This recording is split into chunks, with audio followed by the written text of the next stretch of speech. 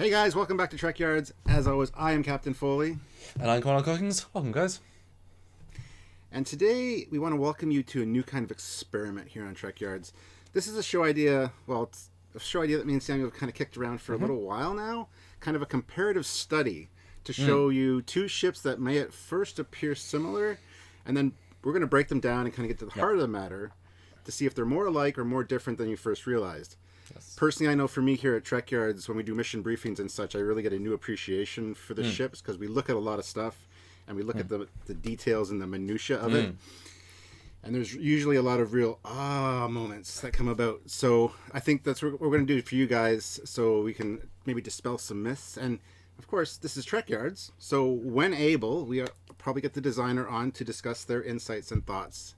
Okay, guys, we do have Doug Drexler here with us to speak with us about this controversial topic. Hi, Doug. But we will be doing our notes and our discussion first, and he will be in part 2 of this multi-part episode. Here we go again. Are you excited, Doug? I am excited. And I have to admit that my blood pressure went up a couple of times, but I thought you guys were very fair, and I have an answer for everything. Well, that's a great tease. So, It's a great teaser. Watch part 1, and then part 2, Doug will have his full thing. So tune in for that, and just enjoy the show. We are going to be looking at, we want to sort of hit these controversial topics, a couple of them, and not be either one way or the other, but just discuss them, put out the information, and let you make your mind up. We'll say what we think, but that'll be more at the end. So we are going to be looking at the Akira and NX-01. Same or different, basically. And as with a lot of Trekyards, we are so thrilled to be able to have both the NX-01 from Enterprise, so the canonical ship, the ILM, Industrial Light and Magic Akira class, but also the enhanced Eagle Moss Akira class they got rebuilt for the magazine. So when we say, well, we're going to look at these pictures in a few minutes, the details are the canon details. So we're going to be looking right at the full detailed thing. So it's pretty exciting. But Stu, I want to hear what you think straight away, briefly. When you first saw the NX-01, which side of the fence did you sort of fall on? I didn't think it was an issue. I didn't put the similarities together until it had been mentioned a few times, and I'm like, well, I can kind of see that, but I don't really think that's the case. I'm of the opinion that the Federation has a certain design style, and there's going to be a lot of things that are similar. So. Yes, that was basically my opinion as well. So that's good. Start in the same place. But I've written some notes down here to give you some double context. So obviously, which came first? Well, they each came first in their own way. The Akira was designed first for the 1996 First Contact movie. Now, I'm not going to be able to say what year they were designed, because production cycles can take 2-3 years. So just for the 1996 movie. And then Enterprise came out in 2004. So this was designed first, then this. But in the canon of Star Trek, the NX-01 came first in 2151, and then the Akira came, how many years later was it? I've written notes here. 220 years later in 2371, whereas the other way around, it was 8 years between the two in production order, which was designed first. So that's the reality of the situation, and it is worth pointing out that the length of these ships are different.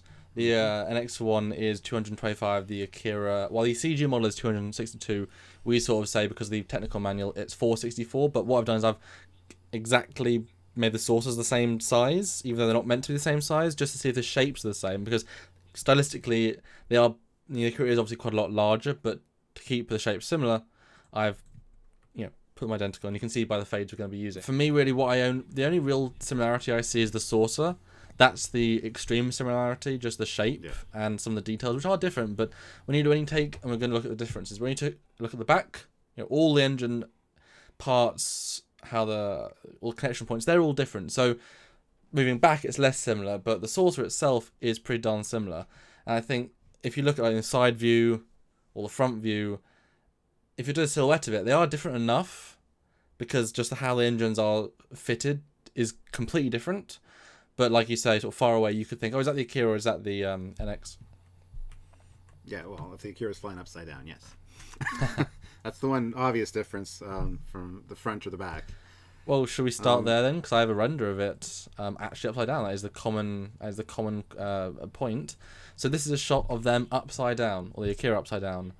Is that the same ship? No. they look a lot more similar when you do flip it upside down, I gotta say, but I can see obvious differences. Yeah, in 3/4 it is certainly more similar, but if you go to the front view, completely different. I mean, the feel of it is not even remotely the same. You know, just because the saucer happens to have the same circumference. So that's an interesting perspective. Like, you look at the details, it's different, but the shapes are sort of similar. Yeah, I totally agree with that. But yeah, the proportions are all different. You've got you got the lower torpedo or upper torpedo launcher on the Akira, which changes the look there. So yeah, Now, it is worth saying though that one thing we always say with Star Trek designs is that, and we said this on our other episode of the NX-01, and this was brought up vaguely. You know, we think that Federation designers keep to a general aesthetic. There's a reason why ships have a secondary hull and nacelles, and it keeps progressing. You know, look at this wall. Look at other ships. A lot of the Federation ships have a very similar aesthetic. So, being 220 or whatever I said, 200 something years apart, why wasn't it the granddaughter of the NX-01 designer who saw that shape? You know, I mean, fundamentally, the Excelsior has a very, or the Sovereign has very similar, you know, component pieces where they're located in relative size to the Excelsior, because John is a very big fan of the Excelsior. So you could say that while stylistically very, very not as similar as this, you know, not as identical almost for Saucer, it shares similar pieces, you know, or at least configurations. Designers tend to do that. They take an older design and they, you know, get inspired by it, and they make something new and similar. Exactly. Great example, and this will actually be a fun one. We know the Daedalus class, the TOS bullship, Pasteur from All Good Things, and while obviously that's a future parallel universe, it's fair to say that would still exist. So that's beautiful. Yes. Very, very similar stylistically. I mean, it's again not the exact same shapes, but stylistically it's the same thing. And I gotta say too that when Doug Drexler was designing the NX-01, he designed multiple versions of it: a ring ship version, one that has the ball on the front, very much Daedalus style. But this all came down to the producers, and they wanted something recognizable. And I think there's a rumor floating around. I have to get Doug to clarify it, but that they just said just use the Akira and just flip it upside down or something, and nobody will notice. So he was kind of had his hands tied as far as that goes, I believe. So. Yes, that was the meeting that they were very difficult to try and work out which was. But we'll let Doug retell the story. Although, you know, we have the ILM model, and having looked at it and know how talented Pierre Droulet is, you know, that builds these models, and Doug, you know, built the original NX-01, or at least the team did. They wouldn't have used the exact same physical geometry because the original ILM model is not great, and they have to change most of it. So they would have built it from scratch anyway. So it seems. And Pierre definitely wouldn't use anything of the ILM model, so they didn't actually use the physical, you know, I'm not going to say it's a coincidence, but they built it from scratch either which way. So it was more in the design process. Now, I'm going to bring this back up then. People have obviously had massive issues with this. It's not as big as a JJ versus TOS, you know, prize, that sort of style, but it's certainly a controversial one. But surely, fans seem to be totally okay and love the reference of the Pasteur and the Daedalus. I mean, is that not the exact same never thing? Brought up. Maybe it's because neither one was a hero ship. I don't know. Yeah, because isn't that just lazy? You just, you know, have the same ship, just bulk out the secondary hull. Is that not just lazy? But it's a completely different design. And again, this NX and Akira, just like the Pasteur has the same ball saucer, this has the same saucer-ish, but everything else, you know, under the belt, as it were, is different. That's when time is an interesting one. The Pasteur is a great example because it is TOS to TNG, or late TNG, or even past TNG, technically, I suppose.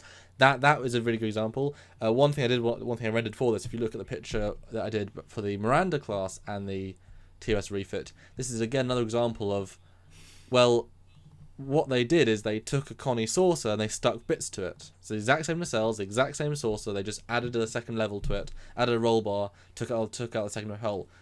That's a Connie saucer, like it's the exact same thing. So what? But the engine's different, and the engines aren't different, but the roll bar, you know, isn't that basically the same thing? They've just changed a few pieces. Yeah, but I think the change was substantial enough that nobody would complain about that. I mean, it just holds true to the look of the Federation, but it's still a different enough ship.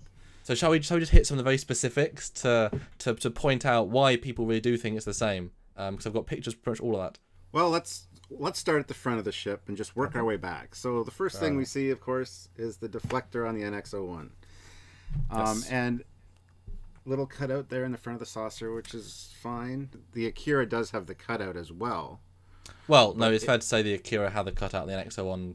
I mean, the space. Think you gotta think Akira first, because that was the original design that was inspired. So the Akira has a cutout. The next one also has a cutout, but it's very functional. They put a deflector in, which I think is a very natural place to fit that. And in the Akira, we know that's a shuttle bay, which is very cool. Forward-facing shuttle bay, which in and of itself is a unique thing to see in canon for Trek for the first time. So, but obviously it's a very similar detail between the two, which is fair enough, and I've not really seen on any other Federation ships. The next one, which is probably one of the two most complete similarities, which in the sense of canon, are the holdovers from holdovers from the design that they've chosen to incorporate. That would be the lip, I suppose. Yeah, that hood scoop, as you could maybe call it. So it's one thing that's very similar, but I think it could have maybe been redesigned a little bit more to make it less similar. Yeah, or just not there at all, and then it would have been another piece that's like But that adds a dimensionality to it that really brings it to life. And I think it works way better for the NX-01 anyway. Yes. I mean, if he had just put a saucer or a bridge module on top of a flat saucer, there would have been complaints about it being too similar to the Connie, maybe. I don't know. So I like it that it's unique in that aspect. The pontoons are a lot less pronounced, obviously, on the NX-01. I mean, we can see in the Akira, they actually have windows in there, and there's decking. There's levels of deck. There's not much going on with the NX-01 as far as that goes. Yeah, I mean, the pontoons for the Akira go right so far out to the bridge, and they are basically the support structures.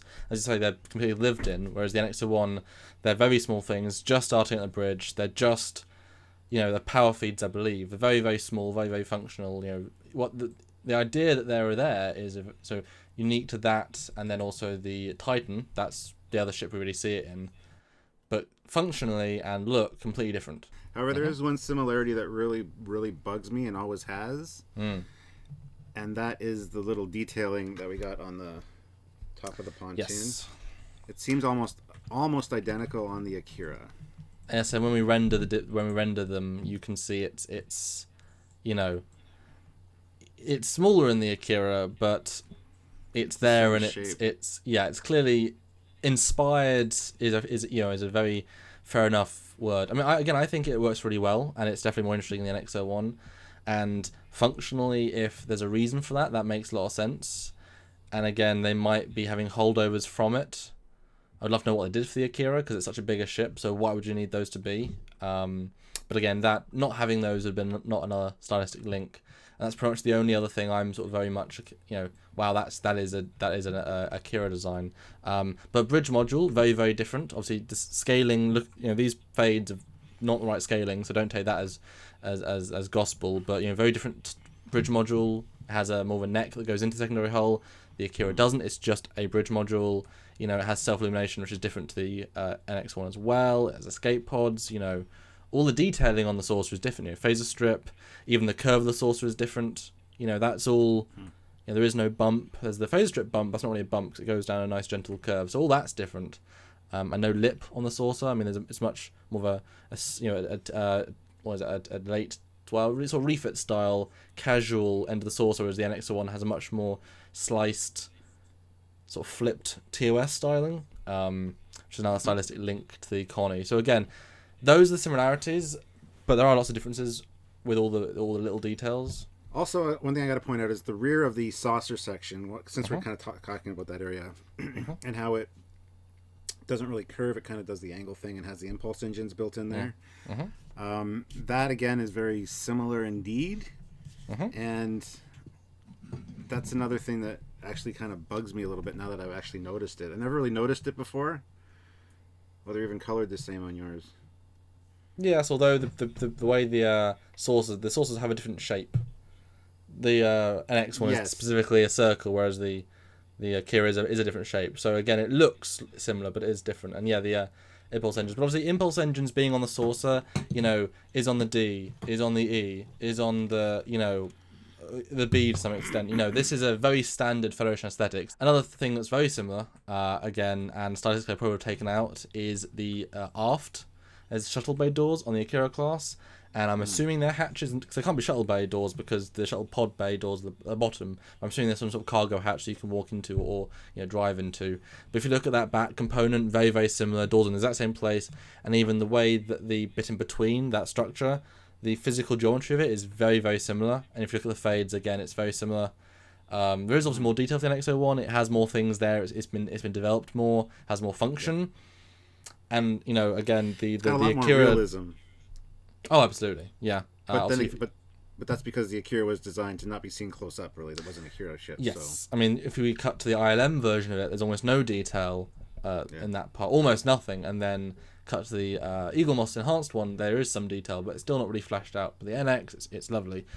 But, I mean, again, functionally, there are, shuttle bay doors there, as there would be in the Miranda, or was in the Miranda, all these other ships. So, again, stylistically, that's where they are. In the NX-01, they aren't shuttle bay doors. They're just doors. And there's a hatch there as well. So, again, it's not meant to be the same thing. But obviously, stylistically, well, that's a very similar piece. I mean, if the impulse engines were there, maybe that would have been an interesting change rather than being the saucer. That could have been cool. I'm not sure how it would have worked, but that could have been a nice little difference. Yeah, I could have seen that. I would have, because that would have drawn it closer to kind of like the NX-01, the TOS Connie that we know and love, because it's at the back of the saucer. I think that would have been a nice tie-in, actually. Well, but if we go to a shot like I did, and again, these are lined up, the aft looking directly front. I mean, the NX-01 has a very sort of stout profile. Everything's close to the hull. Cut to the Akira, and I mean, you wouldn't think they're the same ship because everything is very, all the details are different. It's very, very, different, but you happen to have the same thing. But could you say that was a Miranda? They just stole the Mirandas? And again, I guess we're apologizing it, but these aspects are in multiple Federation designs, so it's really not anywhere near ridiculous to say, hey, they're on these designs, and even comparing them, they haven't got the same function or the same details exactly. So. Yeah, even through FASA, we see that where the shuttle bays are on the Chandley, got 1 and 2 on the doors, and it's the same kind of thing. Like Federation has a certain design style that it makes sense would have evolved and progressed throughout the years. All right, so moving right along to on the Akira, it's the torpedo launcher weapons pod at the top, and on the NX-01, it is a warp field stabilizer, I believe. Yes. Again, very similar design idea, but totally different use as far as anything goes. I mean, here it go. For the Akira, we should be comparing this to the Miranda right now, having the torpedo launcher up top there. Yes. So it's a totally different, functionality-wise, a different aspect of the ship as far as the NX-01 goes. And a lot smaller, a lot more rounded. It's not as bulky and big. So I really don't have a problem with that. That just, it's similar, but, what are you going to do, right? Yeah, I mean, like you say, it's the Akira is very much the TNG Miranda class, and then you look back to the NX-01, and it's just a functional need in the warp drive system. If you didn't have that piece in between, then I think people would think it was very flimsy. That negative space needs to be filled, and the way they are filled is different to some extent. I mean, it stylistically, again, very similar, but the shapes are different, the reason's different, the size is different. It's not unlike the Akira where it punches out shape-wise. The NX-01 is just meant to be a subtle little piece. It's just the technology needed for the function of the ship. And that does bring us into the engines as well. So the pontoons are different as well, but the engines, very different. The NX-01 has a much more TOS styling with the pylons. They're facing back. They attach themselves right at the front. The Akira has completely the opposite. It has very thick, bulky, pushing out nacelles, which go to the end of the engine. So completely stylistically different there. So the NX-01, it goes up like the Connie, and then the Akira goes down. And straight away that, if you look at a side-by-side picture, I mean, that's the biggest difference, really. I mean, you could say it's the only difference, but that's the major difference. And there's a great shot I did of the front, so sort of looking at the back now at the front. And I think this is where the ships look completely different. This is a shot where I wouldn't say they were similar at all.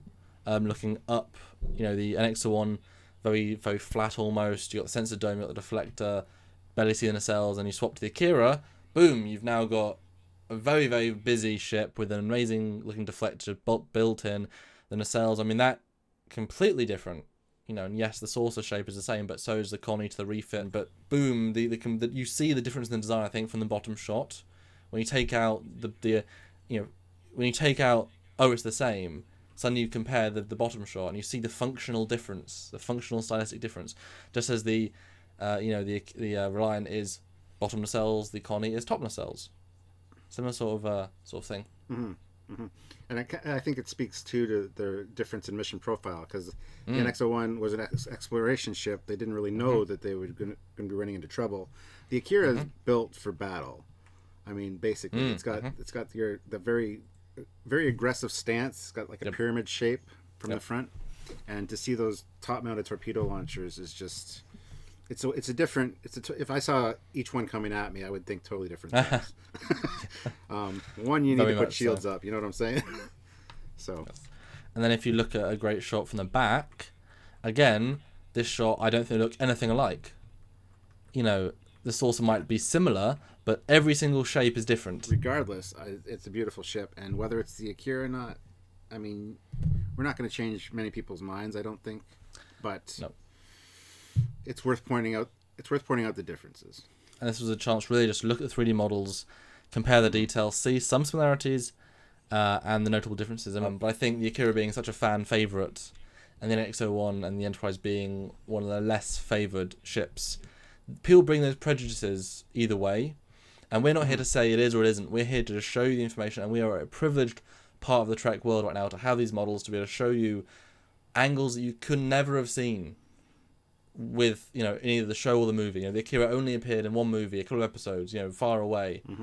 This is your chance to see the differences, and similar but different, and I'm totally fine with that. Yes. And I did a kind of an experiment before we filmed this. I talked to my neighbor who's not a Star Trek fan at all. Oh. And I showed him both ships, and I'm like, do you think this ship looks like the same ship? And he's like, no. Nice. And I showed his wife, independent of that, and she said the same thing. Nice. She goes, well, they look similar, but I mean, this one's a lot cooler, and she pointed to the Akira. But, it's just, that's to an untrained, like not a Star Trek fan, I think that says a lot. So they are different ships, and I just wanted to point that out at the end of this. So, very cool, very cool. All right, guys, for this great discussion on the Akira versus the NX as far as looks go, we have the man himself who designed the NX-01 here with us today, Doug Drexler. Welcome, Doug, back to Trekyards. Hey, everybody. I know some of you are probably glad to see me again, and I know some of you are sick and tired of me by now, but I'm here. So. So Doug, you had a watch of our previous parts. I did watch it. There were some parts that were, a little bit painful. I mean, after 15 years, the pain dulls a little bit with, the scars, scab, and everything starts to. I mean, honestly, I think that I don't mean to be insulting, but I would think that you two guys, although I felt that you were very fair. I felt that you were very fair. There were times you were making points that, and you made some really good ones. I mean, there were some moments there where you were, comparing some of the other ships and saying, well, this is a lot. You could have, the E could be coming from the Excelsior and stuff like that. And it's like, that's the crux of the whole thing. I mean, that's, and you said it. It's a design ethic. And I actually, after watching it, I sat down and wrote a bunch of notes, I've been thinking about this for a long time. I think that it's a form of internet hysteria. It's because, number one, it's mostly founded on contradictions. Almost every point is a contradiction when you look at all the other ships together. So I mean, it's like, look, you could run down the details of all the other ships. This is me writing early today, and you'll get the same tally. Take them and tally them up. It's probably more than the NX. And you do this in a video with a couple of ships, and I appreciate that. Rip the mask off the hypocrisy, boys, because it really is. There's a lot of mean spirit that caused this when it happened. Enterprise, it had been building for a while with fans. There was a sort of an anger towards Rick Berman, who I think that's really unfair. Oh yeah, a lot of fans hated Rick Berman and criticized him and Brandon Braga as well. So there was a lot of pent up hostility for one thing. But I think that the NX and the Enterprise in general took the beating that it did because it was the first Trek that had internet. It was the first one. Yeah. And we were just talking about, as we found out at this point in time, after this many years, it's almost a cliche, how mean-spirited people can get when they're on the internet. And especially when they've been waiting to tell you what they think of you in a nice, safe place, But, the internet brings, and these are all notes I wrote this morning after watching. The internet brings out the worst in some people. It's like giving the schoolyard bully a megaphone and a cattle prod. Yeah. It's irresistible to mean-spirited people. It's positively irresistible. And especially right now, at this point in time in history, you can take a look at the presidential race, and we can see that if you're snippy and bad-mannered enough, a frenzy can be whipped up amongst people. You don't even need to have a good reason, and the Germans have a word for it. It's Schadenfreude, right? It's a feeling of joy that comes from seeing or hearing about another person's troubles or failures. And it actually is a very human emotion, a feeling that people get, and some people really enjoy it. I think that the internet really brings that out. Look, human beings, people used to pack a picnic lunch to go see a hanging, In some parts of the world, they still invite you to public stonings. Unfortunately, lesser evolved people delight. It's a delight that some people can only find fulfillment in blood sport, whether that actually be, beating the shit out of someone or just being nasty or mean or rude or, and so we're seeing a lot of that. I think it's really a shame. With all the good that comes with the internet, it's just something we have to live with, and know that there are a lot of people who, are baseline cranky bastards, here's another example. It's like the hatred of the title sequence. They hated everything. It's ridiculous. Look at all the great work and some really great episodes too. But like the hatred of the title sequence, I thought was just nuts. It's just like the NX. I think it may be the best Star Trek titles ever. I could tell you the first time we watched it in the art department, our vest buttons were popping because, wow, what a love letter to science, flight, bravery, imagination. And yeah, I know. The theme wasn't a march. Thank God, another march, But look at the original series. That was a romantic theme, right? And with bongos, no less, So I think it's really a form of, mob mentality when attacking the theme thing. It's just insane. I still love it, and I love that it's different than everything else, and it's closer to our time. Yeah, I was actually having this discussion with somebody the other day. I wasn't a big fan of the song when I first heard it. I didn't think it was Star Trek enough for a Star Trek series, but now I sing along every time I watch. I can't resist. That is this week's Trekyards done and dusted. Next week we've got another great part. Yes, the continuation next week. Tune in. So 7 days and just click on that link. So we'll see you then. See you then, guys.